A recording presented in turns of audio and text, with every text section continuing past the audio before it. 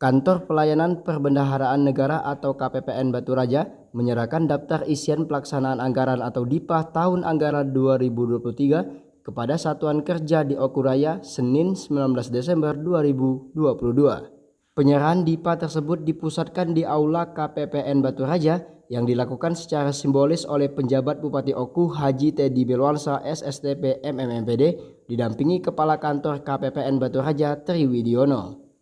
Kegiatan itu dihadiri oleh satuan kerja di wilayah Oku, Oku Timur, dan Oku Selatan, baik secara luring maupun daring.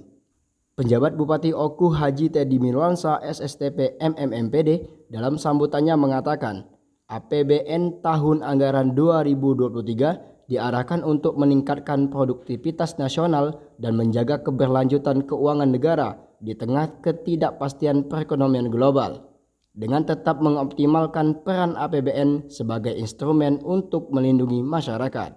Tentunya kami pun memberikan apresiasi yang setinggi-tingginya kepada seluruh satker yang telah melaksanakan kegiatan 2021-2022 yang hampir selesai ini. Semuanya menurut laporan tadi sudah dapat berlangsung dengan sangat baik tanpa ada masalah dan tanpa ada kendala. Mudah-mudahan apa yang kita laksanakan ini semata-mata bukan untuk kepentingan kita pribadi, tapi semata-mata untuk kepentingan masyarakat dan kepentingan di wilayah daerah kita masing-masing. Bapak Ibu yang kami hormati, dana atau dana simpanan bantuan dari APBN ini seperti uang jatuh dari langit, Bapak Ibu sekalian. Tiba-tiba tanpa kita minta ada di hadapan kita. Tapi kadang-kadang ada beberapa, saya tidak bisa satker yang lain. Ini terjadi di UPD kami di Pemkab Oku. Masih ada beberapa UPD yang tidak sanggup melaksanakannya. Ini uang sudah ada, tinggal dilaksanakan, tapi ternyata susah sekali untuk melaksanakannya. Ternyata banyak kendala yang terjadi di UPD.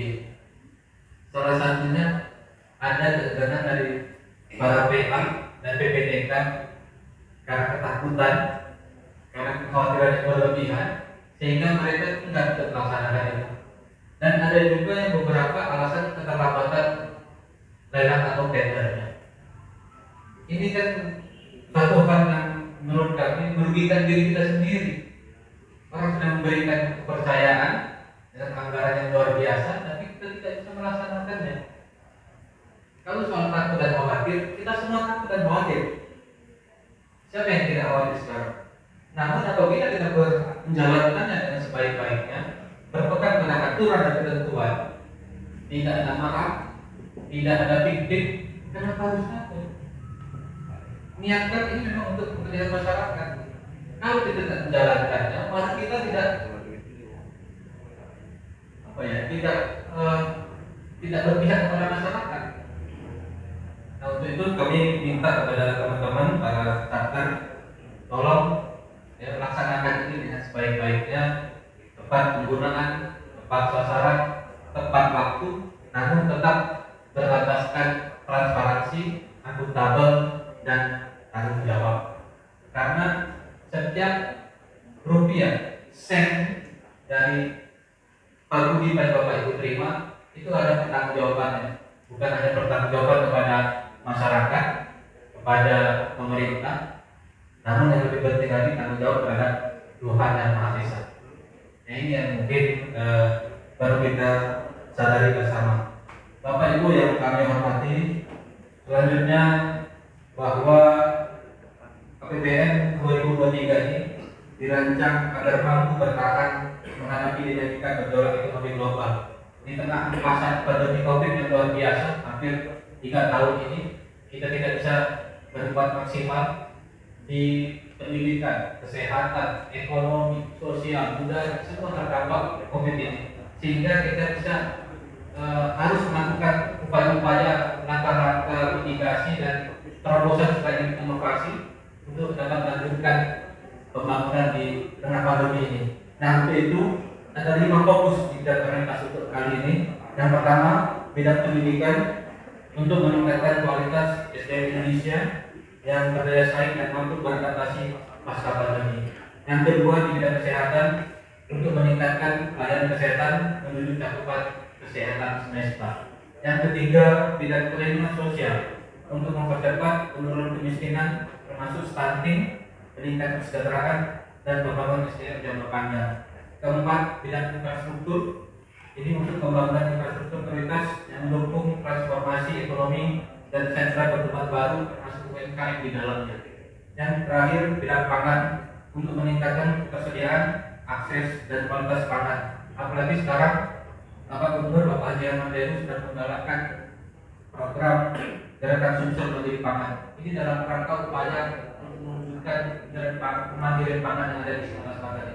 Dan kami untuk wilayah Oku, Bapak Ibu sekalian, sudah berupaya penuh untuk mendukung mewujudnya ini. Kami bersama teman-teman dari Polres dan TNI, termasuk juga dari teman-teman Puslatu, kami buat depot-depot tanaman jagung di Puslatu yang kemarin sudah kami tanami bekerjasama dengan beberapa pihak swasta, pihak ketiga, dan alhamdulillah hasilnya sangat baik. Untuk jagung kami kemarin sudah berhasil memanen 1 hektar itu menghasilkan kurang lebih 9,4 ton. Sedangkan rata-rata nasional sama-sama kita ketahui bahwa 1 hektar itu 6,7 ton.